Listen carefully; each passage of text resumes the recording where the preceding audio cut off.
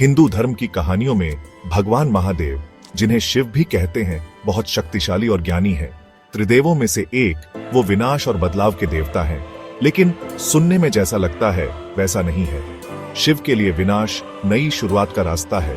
पुराने को हटाए बिना नया नहीं आ सकता। ब्रह्मांड के निर्माण और विनाश के चक्र में शिव बहुत जरूरी है। हर युग के अंत में वो ब्रह्मांड का विनाश करते हैं ताकि ब्रह्मा, जो निर्माता है, नया बना सके। ये निर्माण, पालन और विनाश का चक्र हिंदू धर्म का मुख्य विचार है, और जीवन को चलाने के लिए शिव का विनाशक होना जरूरी है। वो सिर्फ विनाश के देवता नहीं है, उनके और भी कई रूप और गुण हैं जो हजारों सालों से हिंदुओं को आकर्षित करते हैं। वो शुभ और भयानक दोनों हैं। यह जीवन और ब्रह्मांड के चक्र को दिखाता है। वो सबसे बड़े योगी हैं, आदि योगी, जो ध्यान में बैठे रहते हैं और आध्यात्मिक ज्ञान की खोज को दिखाते हैं। लेकिन वो पार्वती के प्यारे पति और गणेश और कार्तिकेय के अच्छे पिता भी हैं, जो परिवार और रिश्तों का महत्व बताते हैं। शिव के इतने सारे रूप उन्हें और भी ज्यादा खास बनाते हैं। महादेव का रूप उतना ही अद्भुत और प्रतीकात्मक है जितनी उनकी भूमिकाएं। उनके जटा, जिनमें अक्सर चांद होता है, समय पर उनकी पकड़ और आकाश से उनका संबंध दिखाते हैं। उनके जटाओं से बहती गंगा जीवन की मुश्किलों में भी शुद्धिकरण की शक्ति दिखाती है। उनकी तीसरी आंख, जो अक्सर बंद रहती है, किसी को भी भस्म कर सकती है। ये दिव्य ज्ञान और माया से परे देखने की शक्ति दिखाती है। ये याद दिलाता है कि असली शक्ति ज्ञान और संयम में है। उनकी जानवरों की खाल दुनियावी चीजों से ऊपर उठने और प्रकृति के जंगली रूप से जुड़ाव का प्रतीक है।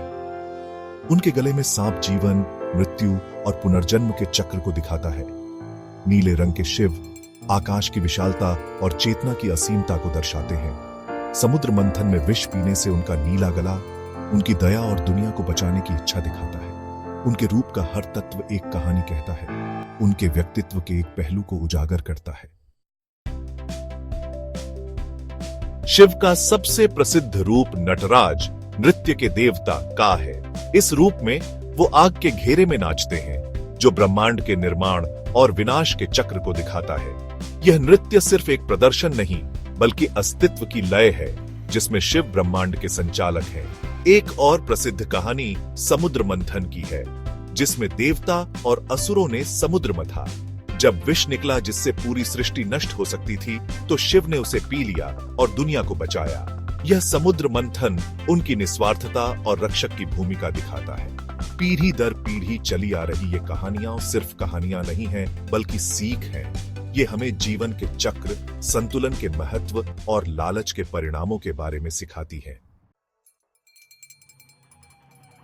आज भी दुनिया भर में लाखों लोग महादेव को मानते हैं। उनके लिए अनगिनत मंदिरों में पूजा और प्रसाद चढ़ाया जाता है। उनकी कहानियां आज भी हमें जीवन, मृत्यु और सच्चाई के बारे में सिखाती है।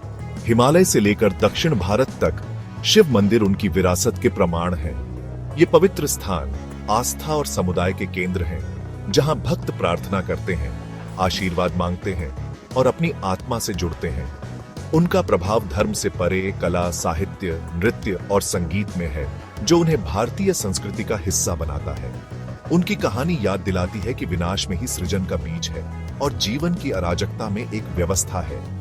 वो जीवन के दोहरेपन को दिखाते हैं कि जीवन सुख दुख, सृजन विनाश, प्रकाश अंधकार से बना है, और इस दोहरेपन को अपनाकर ही हम सच्चाई और अपने स्थान को समझ सकते हैं।